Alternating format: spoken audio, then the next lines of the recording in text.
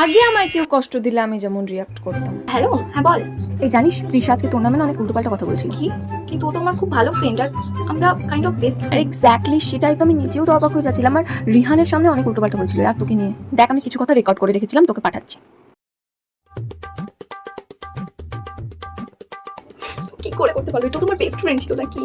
আমি সত্যিই ভাবতে পারছি না চলুন কিছু করতে পারে। কেন বললি আর কেন কেন কেন? তুমি একটা কথা জানো? আচ্ছা দেখো, আমি ব্রেকআপ করতে চাই। তুমি কি পাগল হয়ে গেছো? দেখো তোমার আর আমার মধ্যে কোনো কিছু এক না। এক না কি এক না, আমাদের মধ্যে কি আলাদা? এই কারণে আমি তোমার সঙ্গে ব্রেকআপটা করতে চাই, এই কারণে। আর এখন আমায় কেউ কষ্ট দিলে আমি যেমন রিয়াক্ট করি। হ্যাঁ বল। জানিস সোহা তোকে নিয়ে আজকে অনেক উল্টোপাল্টা কথা বলছিল। কি তুই হাসছিস কেন? আরে বলতে দে না, যে যা বলছে বলতে দে।